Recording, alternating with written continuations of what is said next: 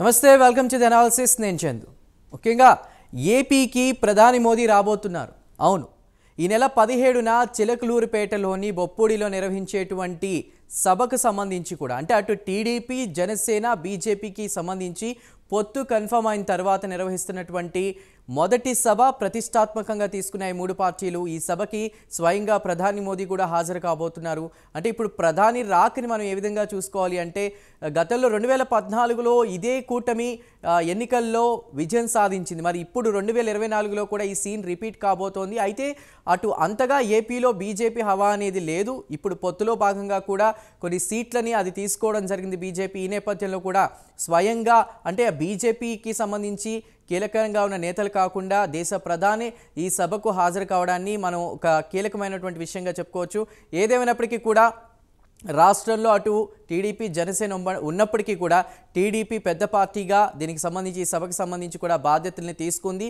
ఈ నేపథ్యంలో అటు 5 లక్షల నుంచి 6 లక్షల వరకు కూడా ఈ సభకి అక్కడ ప్రజానికాన్ని సమన్వయపరిచేలా, అక్కడికి తరలి వచ్చేలా కూడా ఏర్పాట్లు అవి కూడా చేస్తున్నట్టు తెలుస్తోంది. ఈ నేపథ్యంలోనే శంఖారావం సభ తర్వాత అనంతపురం నుండి హైదరాబాద్ వెళ్ళవలసినటువంటి నారా లోకేష్ ఉన్న పళంగా కూడా విజయవాడకి రావడం జరిగింది. ఇక విజయవాడ వచ్చి అక్కడ ఉన్నటువంటి నేతలతో, వాళ్ళందరితో కూడా కీలకమైనట్టు చర్చలు చేశారు. ఈ సభకు సంబంధించి స్వయంగా నారా లోకేష్ పర్యవేక్షణ చేస్తున్నట్టు తెలుస్తోంది. ఇక ఈ మూడు పార్టీలకు సంబంధించి కూడా 13 కమిటీలను కూడా ఏర్పాటు చేశారు ఈ సభకు సంబంధించి. ఆ 13 కమిటీల్లో కూడా ఇటు టీడీపీ నుంచి అటు నారా లోకేష్, అచ్చెన్నాయుడు మరియు కీలక నేతలు అనగాని ఇట్లా కీలక నేతలు ఉన్నారు. జనసేనకు సంబంధించి గాదే వెంకటేశ్వరరావు, చిల్లపల్లి, అదేవిధంగా ఎస్కే రియాజ్ అనేటువంటి కీలక వ్యక్తులు కూడా ఉన్నారు. మరోవైపు ఈ సభకి సంబంధించి కూడా పొత్తుల తర్వాత నిర్వహిస్తున్నటువంటి మొదటి సభ ప్రతిష్టాత్మకంగా కూడా మూడు పార్టీలు చూస్తున్నాయి. అయితే ఎక్కువ ప్రజానికం సిద్ధం సభల కంటే కూడా ఇక్కడ ఎక్కువగా హాజరవుతారని చెప్తున్నారు చాలామంది కీలక నేతలు. ఈ సభకు సంబంధించి అంటే ఒక్కొక్క విభాగం, స్టేజ్ విభాగం, ఇతర కల్చరల్ యాక్టివిటీస్, ఇలా ఒక్కొక్క విభాగాన్ని కూడా ఇటు మూడు పార్టీలో ఉన్నటువంటి నేతలు చూస్తున్నటువంటి పరిస్థితి.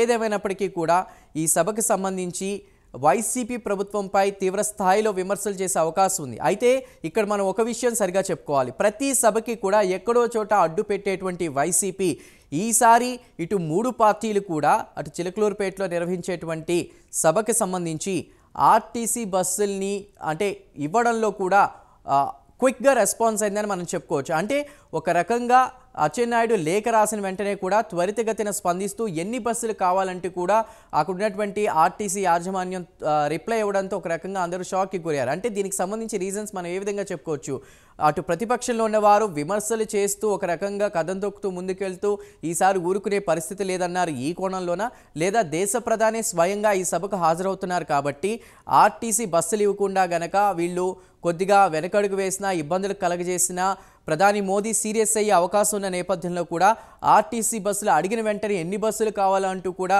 ఒక రకంగా రిప్లై ఇవ్వడానికి కూడా అందరూ ఆలోచిస్తున్నటువంటి విషయం. ఏదేమైనప్పటికీ కూడా చిలకలూరిపేటలోని బొప్పూడిలో ఈ నెల 17న బీజేపీ, టీడీపీ, జనసేన కూడా ప్రతిష్టాత్మకంగా సభను నిర్వహిస్తున్నాయి. ఈ సభలో ఎక్కువ ప్రజానికాన్ని కూడా అక్కడ తరలి వచ్చేలా ఏర్పాట్లు చేస్తున్నారు. ఇక జగన్ ప్రభుత్వ వైఖరిపై ఇప్పటి వరకు ఇరు పార్టీలు టీడీపీ, జనసేన మాట్లాడుతూ వచ్చాయి. మరి దేశ ప్రధాని ఇప్పటి వరకు కూడా జగన్ ప్రభుత్వంపై ఎక్కడా కూడా ఎలాంటి విమర్శలు చేయలేదు. అయితే ఈ సభలో ఎన్నికల శంఖారావ సభగా దీన్ని చూస్తే గనక ప్రధాని మోదీ జగన్ ప్రభుత్వంపై, వైఎస్ఆర్సీపీ ప్రభుత్వంపై ఎలాంటి విమర్శలు చేయనున్నారు అనేది మాత్రం వేచి చూడాలి.